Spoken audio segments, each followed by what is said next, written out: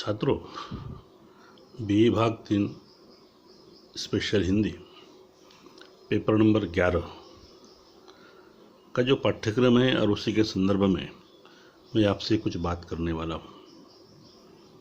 Lockdown होने के कारण पूरी शिक्षा व्यवस्था या पूरी वित्त व्यवस्था बंद हो गई है, परंतु शिक्षा एक ऐसी व्यवस्था है जो निरंतर चलने वाली है। इसलिए ऑनलाइन शिक्षा व्यवस्था के रूप में भी सरकार विचार कर रही है और उसी के तहत मैं आज आपके सामने जो पेपर नंबर 11 भाषा विज्ञान और हिंदी भाषा उसी का जो पहली इकाई है उससे परिचित करना चाहता हूँ। अर्थात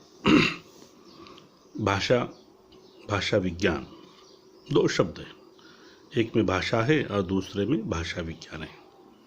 प्रथम सत्र में हम भाषा के संबंध में बात करने वाले हैं, उस पर चिंतन करने वाले हैं। दोस्तों, आज तक हमने हिंदी भाषा का लेखन पर विचार किया है, कविताओं को देखा है, कुछ कहानियों को सुना है और उसी के बारे में बात की है। परंतु जो मूल भाषा हिंदी है या जो भाषा है जो मनुष्य को मनुष्य बनाने की व्यवस्था भी है, आज मनुष्य और जानवरों में जो अंतर है उसे भाषा ही माना जाता है।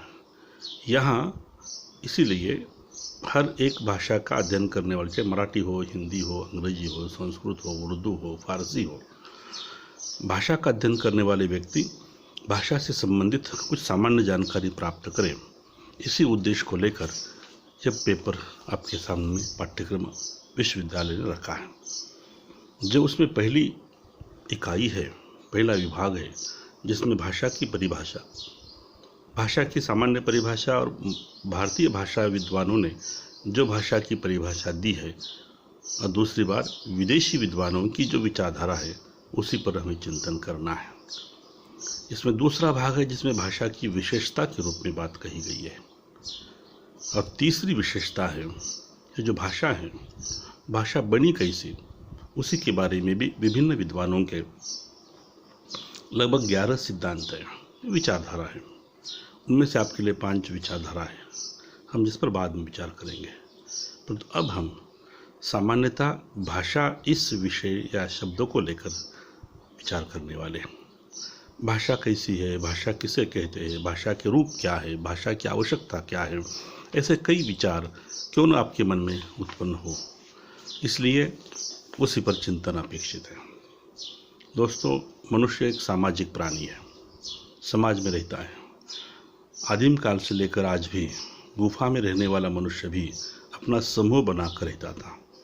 सामूहिकता या समूह मनुष्य की विशेषता है। अर्थात समूह तो क्यों बना है, हम मानते हैं कि गुफा में रहने वाला मनुष्य, आदिम मनुष्य हो, अपनी स्वरक्षा के लिए, अपनी रक्षा, जाति की रक्षा के लिए समूह बनाता रहा, गुफा में रहता रहा। उसे लेखन का ज्ञान नहीं था, फिर भी अपने भाव व्यक्त करने के लिए वो चिल्लाता भी था। अलग अलग तरह की ध्वनियाँ उसके जबान से निकलती थी। तो यहाँ स्पष्ट है कि जो व्यक्ति अपनी भाव, अपने विचार स्पष्ट करने के लिए जिस ध्वनियों का आधार लेता है उसे भाषा सामान्य रूप में मान रहे हैं। और इसलिए भाषा की विशेषता बनती है कि आत्मा भी व्यक्ति है, आत्मा अधिक अभिव्यक्ति। आत्मा मतलब मन है, विचार है। अभिव्यक्ति मतलब स्पष्ट करना है। अपने मन में जो विचार पैदा होते हैं उसे व्यक्त करने की एक व्यवस्था है जिसे सामान्यतः भाषा कहा जाता है।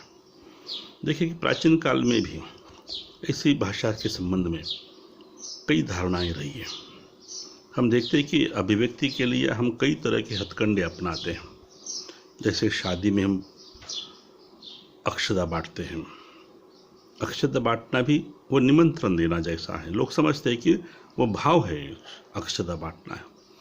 चोर है, रात के समय चोरी करने के लिए जो चोर आते हैं, तो उस वक्त भी चोरों की एक भाषा वैज्ञानिक कहते हैं कि चोर एक दूसरे व्यक्ति का हाथ दबाकर अपना विचार को व्यक्त करता है, क्योंकि वो चोरी करने के लिए आया है। इसलिए अपनी जबान से कुछ ध्वनि उत्पन्न नहीं कर सकता है, और इसलिए बिना आवाज़ किए, बिना ध्वनि कहे, बिना वाक्य यंत्र का प्रयोग करे, स्पर्श के माध्यम से हाथ दबाकर या हाथ स्पर्श करते हुए कुछ बातें करता है। दूसरी बार हम कहते हैं कि सिग्नल होता है रेलवे स्टेशन पर या चौराहे पर, लाल या हरी झंडी होती है, उसमें तो ध्वनि नहीं है पर एक सिंबल है, प्रतीक है। हरी झंडी हो तो गाड़ी आगे निकलती है, लाल हो तो गाड़ी रुकती है, नियंत्रण करने की व्यवस्था होती है। कई लोग बिहारी की कविता में बिहारी की नायिका नयन सुबात, ऐसे बिहारी का पद है। भरे भवन में नयन सुबात, भरे भवन में बिहारी की नायिका आँखों से भाषा बोलती है। आज भी आप देखिए अपने परिवार में भी कभी पिताजी गुस्से में होते तो आंखें बड़ी कर लेते, तो हम समझते कि पिताजी गुस्से में। कोई आवाज़ ऊंची कर लेता है, कोई तालियां बजाता है, कोई हाथों से इशारा करता है, ना कहने के समय हम हाथ हिलाते हैं, तो हाथ हिलाना हो, वस्तु बांटना हो या झंडी दिखाना हो, ऐसे कई प्रकार है जो मनुष्य के अभिव्यक्ति से संबंधित रहे हैं और जिसके माध्यम से मनुष्य अपने विचार व्यक्त करता है।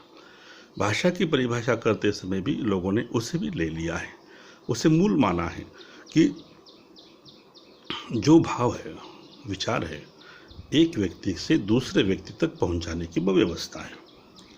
परंतु भाषा वैज्ञानिक उसे भाषा की परिभाषा के रूप में उसे नहीं मानते हैं, क्योंकि उनकी एक विशिष्ट धारणा भी है। यहाँ भी भाषा के संबंध में जो तीन अभिव्यक्तियाँ, विचारों की अभिव्यक्ति के संबंध में तीन बातें होती है। जैसे कहते हैं कि स्पर्शेंद्रिय, मतलब स्पर्श के माध्यम से जैसे चोर स्पर्श करता है। दूसरा घ्राणेंद्रिय, मतलब गुलाब का सौरभ या गुलाब की सौरभ अच्छा है, फूल सुगंधित है या जौन बात होती है तो हम नाक का इस्तेमाल करते हैं, घ्राणेंद्र के रूप में वापर करते हैं। तो यहाँ भी उसे उस रूप में भी कहा गया है। नेत्र ग्राह्य के रूप में भी कहते हैं, मतलब हम आँखों से वस्तु देखते हैं और वस्तु सुंदर है इस रूप में हम संकेत करते हैं, या हरी झंडा आँखों से देखते हैं तो भी हम बात स्पष्ट होती, मतलब एक स्पर्श ग्राह्य हमारी विचारधारा है जो हाथों से स्पर्श होता है। दूसरा नेत्र ग्राह्य है, नेत्रों के माध्यम से हम बात करते हैं। तीसरा है हम श्रवण है, कानों से माध्यम से भी हम कुछ ध्वनियाँ सुनते हैं। तो नेत्र ग्राह्य, स्पर्श ग्राह्य और श्रवण ग्राह्य, ये तीन भागों में ये ऊपर की जो सामान्य स्थिति है उसे रखा जाता है। परंतु क्या ये भाषा की परिभाषा के अंतर्गत आ सकते हैं, ऐसी विचारधारा यहाँ लोगों में वाद विवाद का विषय है। सामान्यतः भाषा वैज्ञानिक कहते हैं भाषा वह व्यवस्था है जो वाक्य यंत्र द्वारा, मतलब वाक्य मतलब अपनी जीवा है, वाक्य यंत्र है, कंठ है, दांत है, तालु है, जीवा है, उसी के माध्यम से हम जब बोलते हैं तो उसे लोग भाषा मानते हैं। क्योंकि सिर्फ वस्तु दिखाने से उसी का भाव सभी समझ लेते ऐसी बात नहीं है, अलग अलग धारणा उसमें होती है। चोर हाथ दबाते तो चोर भाषा समझते हैं, और हम दूसरे व्यक्ति का हाथ दबाएंगे तो वही भाव नहीं होगा।